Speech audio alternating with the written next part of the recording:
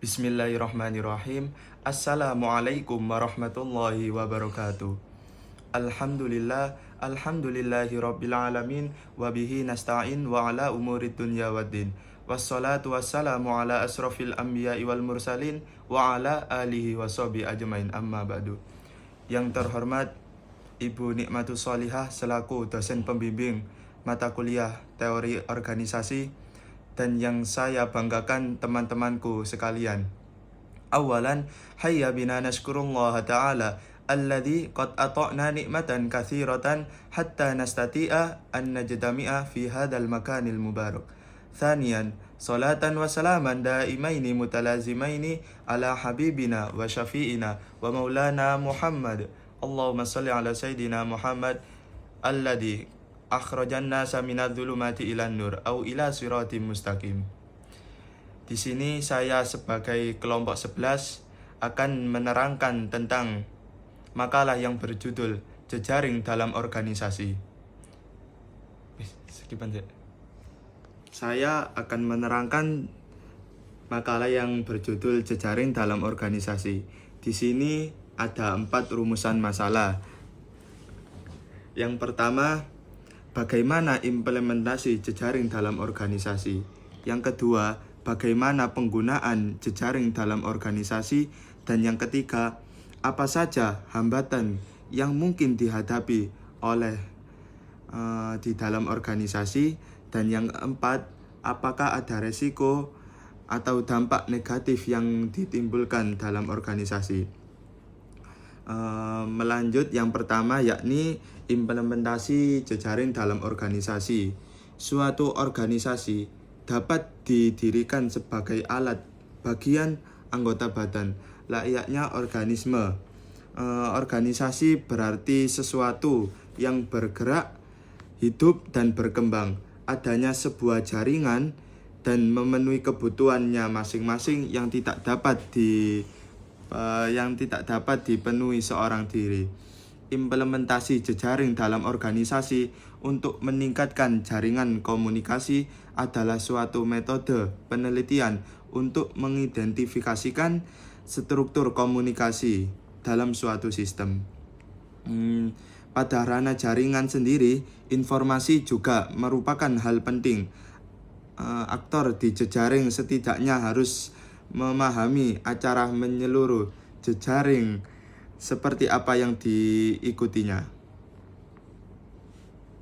Penggunaan jejaring dalam organisasi dapat mempengaruhi kinerja. Yang pertama, yaitu menurut Khaizi Nasuka dalam Fahmi menemukan bahwa kinerja organisasi adalah sebagai efektivitas organisasi secara menyeluruh untuk memenuhi kebutuhan yang diterapkan dari setiap kelompok yang berkenaan dengan usaha-usaha yang sistematik dan meningkatkan kemampuan organisasi secara terus-menerus mencapai kebutuhannya secara efektif. Jika efektif, maka kinerja organisasi tersebut dibilang baik. Namun sebaliknya juga, jika terjadi perpecahan atau timbal balik, maka kinerja organisasi tersebut menjadi jelek.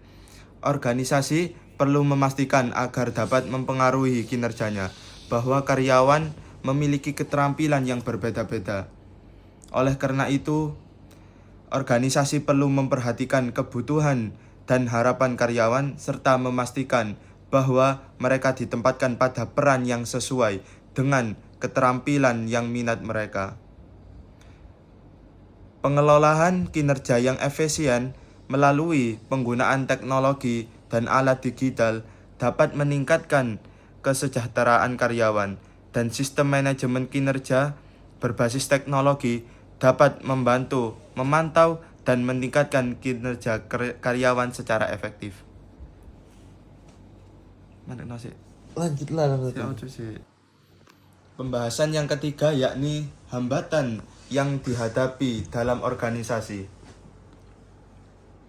Hambatan komunikasi dalam organisasi yakni terjadi selama pelaksanaan program monitoring dan evaluasi pelaksanaan anggaran. Ditemukan adanya perbedaan persepsi antara pimpinan dan bawahan terhadap pelaksanaan kegiatan tersebut. Hambatan itu dikarenakan komitmen manajemen puncak dan kebijakan organisasi. Dengan solusi manajemen puncak berkomitmen dengan menuangkan kebijakan secara tertulis sesuai dengan visi misi organisasi. Hambatan dikarenakan keterbatasan sumber daya dengan solusi membentuk tim Koulet manajemen serta mengalokasikan anggaran untuk mendukung aktivitas sumber daya manusia. Hambatan itu juga bisa dikarenakan kerjanya seorang pemimpin dengan solusi dan harus ada evaluasinya. Yakni bab yang terakhir, bab keempat, dampak timbulnya jejaring dalam organisasi. Dampak timbulnya jejaring organisasi bersangkutan dengan jejaring sosial, yakni dampak positif dan negatif. Dampak positifnya yaitu kemampuan beradaptasi. Yang kedua, perluasan jaringan pertemanan. Dan yang ketiga, termotivasi. Itu dampak positifnya. Untuk dampak negatif yakni mengganggu kegiatan belajar peserta didik. 2. Bahaya kejahatan, bahaya penipuan. 3. Tidak semua penggunaan jaring sosial bersikap sopan. 4. Mengganggu kehidupan komunikasi dengan keluarga. Sebagian besar organisasi itu pasti memberikan pengaruh yang baik bagi para anggotanya, yakni ada dampak positif dan ada juga negatifnya. Ya, kalau ikut organisasi diambillah kebaikannya, bukan negatifnya. Ya, wis.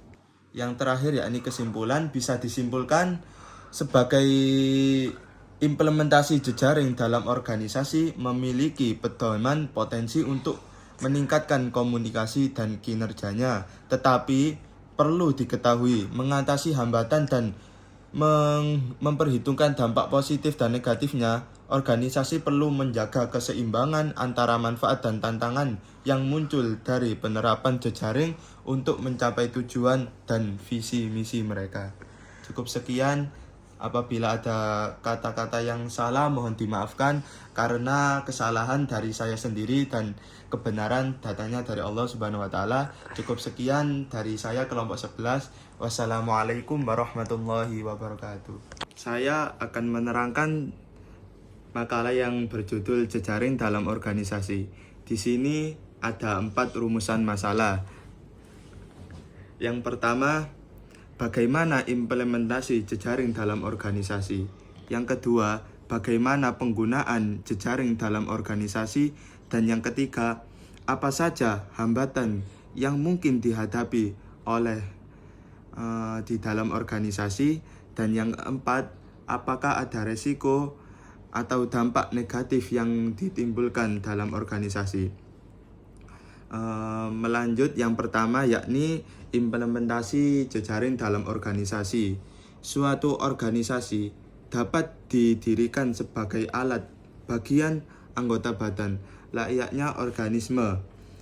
Organisasi berarti sesuatu yang bergerak, hidup dan berkembang. Adanya sebuah jaringan dan memenuhi kebutuhannya masing-masing yang tidak dapat dipenuhi seorang diri.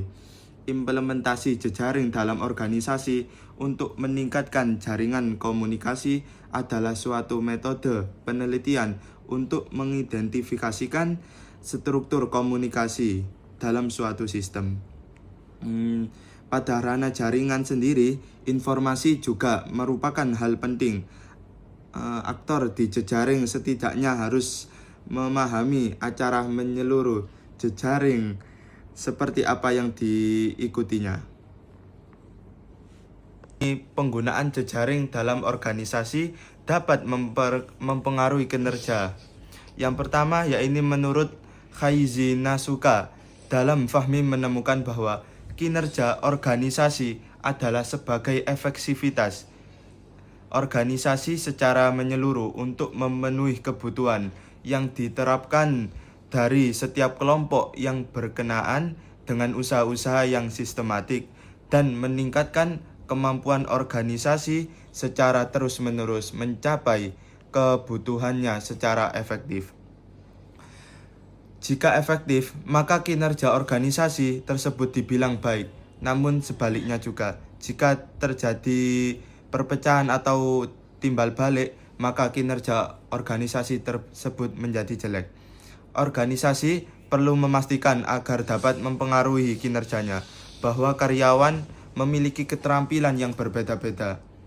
Oleh karena itu, organisasi perlu memperhatikan kebutuhan dan harapan karyawan serta memastikan bahwa mereka ditempatkan pada peran yang sesuai dengan keterampilan yang minat mereka. Pengelolaan kinerja yang efisien melalui penggunaan teknologi dan alat digital dapat meningkatkan kesejahteraan karyawan, dan sistem manajemen kinerja berbasis teknologi dapat membantu memantau dan meningkatkan kinerja karyawan secara efektif. Lanjutlah. Pembahasan yang ketiga yakni hambatan yang dihadapi dalam organisasi. Hambatan komunikasi dalam organisasi yakni terjadi selama pelaksanaan program monitoring dan evaluasi pelaksanaan anggaran. Ditemukan adanya perbedaan persepsi antara pimpinan dan bawahan terhadap pelaksanaan kegiatan tersebut. Hambatan itu dikarenakan komitmen manajemen puncak dan kebijakan organisasi. Dengan solusi manajemen puncak berkomitmen dengan menuangkan kebijakan secara tertulis sesuai dengan visi misi organisasi. Hambatan dikarenakan keterbatasan sumber daya dengan solusi membentuk tim manajemen serta mengalokasikan anggaran untuk mendukung aktivitas sumber daya manusia. Hambatan itu juga bisa dikarenakan kerjanya seorang pemimpin dengan solusi dan harus ada evaluasinya. Yakni bab yang terakhir, bab keempat, dampak timbulnya jejaring dalam organisasi. Dampak timbulnya jejaring organisasi bersangkutan dengan jejaring sosial, yakni dampak positif dan negatif. Dampak positifnya yaitu kemampuan beradaptasi. Yang kedua, perluasan jaringan pertemanan. Dan yang ketiga, termotivasi. Itu dampak positifnya. Untuk dampak negatif yakni mengganggu kegiatan belajar peserta didik. 2. Bahaya kejahatan, bahaya penipuan. 3. Tidak semua penggunaan jaring sosial bersikap sopan. 4. Mengganggu kehidupan komunikasi dengan keluarga. Sebagian besar organisasi itu pasti memberikan pengaruh yang baik bagi para anggotanya, yakni ada dampak positif dan ada juga negatifnya. Ya, kalau ikut organisasi diambillah kebaikannya, bukan negatifnya. Ya, wis. Yang terakhir yakni kesimpulan, bisa disimpulkan sebagai implementasi jejaring dalam organisasi memiliki pedoman potensi untuk meningkatkan komunikasi dan kinerjanya, tetapi perlu diketahui mengatasi hambatan dan memperhitungkan dampak positif dan negatifnya. Organisasi perlu menjaga keseimbangan antara manfaat dan tantangan yang muncul dari penerapan jejaring untuk mencapai tujuan dan visi misi mereka. Cukup sekian. Apabila ada kata-kata yang salah mohon dimaafkan, karena kesalahan dari saya sendiri dan kebenaran datangnya dari Allah Subhanahu wa taala. Cukup sekian dari saya kelompok 11. Wassalamualaikum warahmatullahi wabarakatuh.